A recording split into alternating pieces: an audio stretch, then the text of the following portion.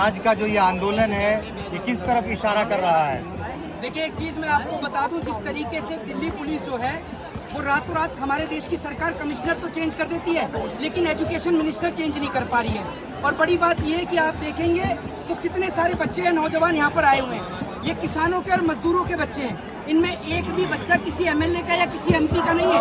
MLA और MPO के बच्चे, नेताओं के बच्चे तो विदेश की यूनिवर्सिटी में पढ़ रहे हैं। ये तो बेचारे गरीब परिवार के बच्चे हैं, जिनके पिताजी मजदूरी करते हैं, खेती करते हैं या किसानी करते हैं। ये उनके बच्चे हैं। और पुलिस कितनी बेरहमी से बच्चों के ऊपर लाठीचार्ज कर रही है। बड़ी बात यह है कि बच्चों को रोकने के लिए इतने बैरिकेड लगाए हैं। अगर इसके आधे बैरिकेड आपने अरुणाचल प्रदेश में लगा दिए होते तो चाइना हमारी जमीन को कैप्चर नहीं करता।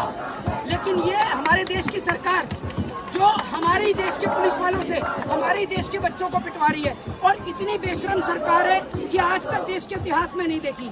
महात्मा गांधी ने दांडी मार्च किया, लेकिन अंग्रेजों ने कोई लाठीचार्ज नहीं करी। ये अंग्रेजों के भी बाप है। ये अगर इंडिया, आप कहते हो कि India is a democratic country, Bharat एक लोकतांत्रिक देश है, तो सबसे पहले लोकतांत्रिक देश का ये टाइटल हटाओ, क्योंकि भारत कोई लोकतांत्रिक देश नहीं है। अगर लोकतंत्र होता तो आर्टिकल 19 हमें प्रोटेस्ट करने की आजादी देता है। ये सारे बच्चे 29 दिन से पीसफुली प्रोटेस्ट कर रहे हैं और आप इनके ऊपर लाठी और डंडे चार्ज कर रहे हैं। आप मुझे ये बताओ, इनमें से कौन सा बच्चा आपको टेररिस्ट दिख रहा है? ये चाइना से आए हैं, पाकिस्तान से आए हैं क्या? ये भारत देश के लोग हैं। सिर्फ इतनी सी मांग है, ये नहीं कह रहे कि एजुकेशन मिनिस्टर को फांसी दे दो, सिर्फ इस्तीफा मांग रहे हैं उसका। क्या सरकार एजुकेशन मिनिस्टर का इस्तीफा नहीं दे सकती? और देगी कहाँ से? रेल पटरी से उतर जाए तो रेल मंत्री इस्तीफा नहीं देता, देश में आतंकवादी घटनाएं हो जाए तो रक्षा मंत्री इस्तीफा नहीं देता, तो एजुकेशन मिनिस्टर कहाँ से देगा? वो तो अपना जन्मदिन मना रहा है। और आज यहाँ लाखों बच्चे इकट्ठा हुए हैं। ये देश को एक परिवर्तन करने का आंदोलन है। और जिस तरीके से बच्चे आए हैं, इन्हों की सोच ये है कि शिक्षा मंत्री अपना इस्तीफा दे, लेकिन पुलिस कितनी बेरहमी से लहूलुहान कर रही है बच्चों को। बताइए, अभी 2 बार लाठीचार्ज हुई है, 2 बार लाठीचार्ज हुई है। आप मुझे एक बात बताइए ना, ये किसके? इनके ही बच्चे हैं। ये या तो ये जितने भी आर्मी के लोग हैं इन्हीं के बच्चे हैं। ये अपने ही बच्चों से, पिता के जरिए अपने बच्चों के ऊपर लाठीचार्ज करवा रहे हैं। अभी एक लड़का हमें मिला आगे, वो कह रहा है कि मेरे पिताजी की ड्यूटी लगी हुई है, उसके पिताजी सीआईएसएफ में है। आप मुझे बताइए, एक बाप के जरिए उनके बच्चों के ऊपर ये सरकार लाठीचार्ज करवा रही है और उसके बाद में सरकार के कान पर चू नहीं रेंग रही है। इस देश की गोदी मीडिया 29 दिन से आंदोलन चल रहा था, लेकिन कहीं नजर नहीं आई। लेकिन आज बच्चों को पिटता देख वहाँ गोदी मीडिया कवरेज कर रही है। अगर 29 दिन में ये आंदोलन कवर कर लिया होता ना, तो अभी तक शिक्षा मंत्री अपना इस्तीफा दे चुका होता। जिस तरीके से दिल्ली पुलिस लाठीचार्ज कर रही है, तो किसके इशारे पे दिल्ली पुलिस ये सब कर रही है? भाई साहब, किसके कहने पे आपको पता नहीं है? उसके कहने पर जो समाज में रहने लायक व्यक्ति नहीं था, वो व्यक्ति जो आज देश का गृह मंत्री बन के बैठा है, किसी समय तरीपार था। समझ गए आप? उसके कहने पर और किसके कहने पर? एक बात बता दूं, हमारी रगों में सावरकर का खून नहीं है, हमारी रगों में राजगुरु सुखदेव और भगत सिंह का खून है। हम इस देश के लिए ये जो हमारी छोटी छोटी बहनें हैं ना, इन बहनों ने महारानी लक्ष्मीबाई की कथाएं पढ़ी हैं। ये याद रखिएगा, ये इन सरकारों से नहीं डरती। और एक बात कहना चाहूंगा कि सरफरोशी की तमन्ना देखना है जोर कितना। अच्छा, एक सवाल। अभी गोदी मीडिया इसका जिक्र कर रहा है, आप एनडीटीवी पे चल रहा है कि इस प्रोटेस्ट में हिंदुस्तान मुर्दाबाद के नारे लग रहे हैं। इनके पिताजी आकर लगा रहे होंगे। कौन लगा रहा है? हर किसी के हाथ में नहीं, इन हर किसी के हाथ में हिंदुस्तान का तिरंगा है। और हम लोग इस तिरंगे के लिए, हमारे घर से आर्मी में हम इस तिरंगे के लिए अपनी शहादत दे रहे हैं। आप जैसे लोगों की तरह नहीं कि स्टूडियो में बैठ के भाषण दें। कोई हमारे देश के खिलाफ बोल कर तो देखे, उसकी आंखें निकाल लेंगे हम। इतना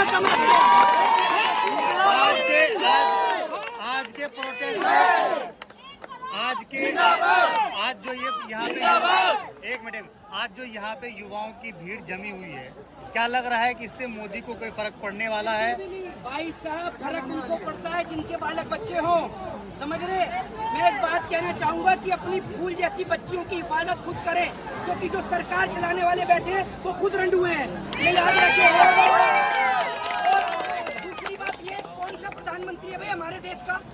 हम तो ये कहते हैं कि मोदी जी भारत में आए और भारत का दौरा करके चले गए। ये आए दिन तो विदेश में रहता है, ये देश में रहते ही कब है?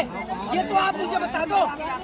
आप मुझे बताओ देश में रहते कब है प्रधानमंत्री? कहते हैं 18-18 घंटा काम करते हैं। कौन सी मिल में मजदूरी कर रहा है? इधर हमें भी दिखा दो क्या काम कर रहा है। 18-18 घंटे करके 18-18 घंटे काम करके इसने आधा देश बेच दिया। 24 घंटे काम करके हमारा कच्चा भी होगा तुम इससे। मैलेडी खिलाएंगे जाके आगे।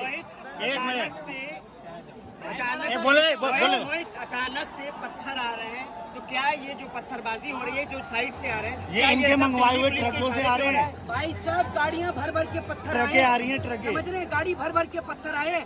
और एक बात मैं आपको बता दूं, ये वीडियो सिर्फ दिल्ली पुलिस, सीआरपीएफ, सीआईएसएफ और आर्मी के लोगों के लिए। ये याद रखिए, बॉर्डर पर हमारे 6 जवान शहीद हुए।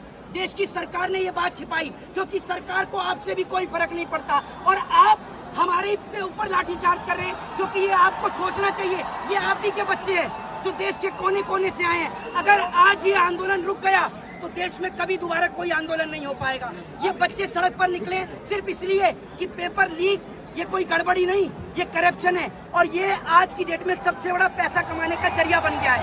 यही कारण है कि सरकार इस्तीफा नहीं दे रही। पहले मुसलमान और दलितों को जो है एंटी नेशनल कहा जाता था, लेकिन अब जो बच्चे जो पेपर लीक के पीड़ित हैं उन बच्चों को भी जो है एंटी नेशनल कहा जाता है। हाँ, सारे एंटी नेशनल हैं।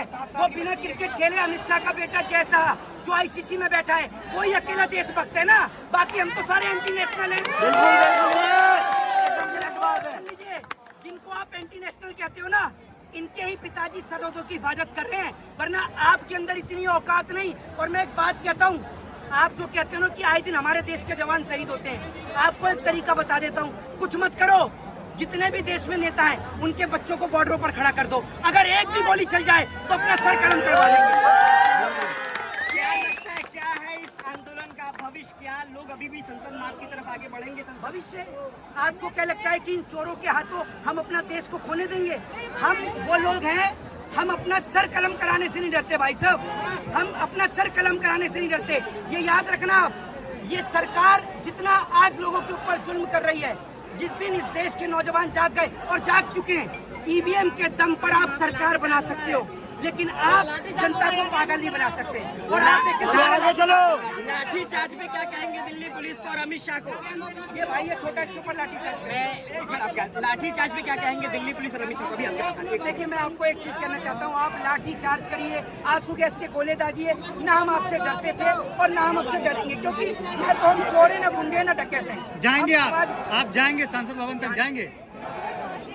LIC की बिल्डिंग है, आप देख लो, यहाँ ही बैरिकेड लगे हुए हैं। क्यों नहीं जाएंगे? किस लिए नहीं जाएंगे? 29 दिन तक हम यहाँ क्या करने के लिए आए थे हैं? या मोदी जो डिस्को डांस देखने जा रहा है, वो डिस्को डांस देखने नहीं आए थे हम यहाँ। हम अपना हक मांगने के लिए आए। डर भी लग रहा है मोहित शर्मा, डर भी लग रहा है। अरे डरता तो वो है जिसका एप्स्टीन फाइल में नाम होगा।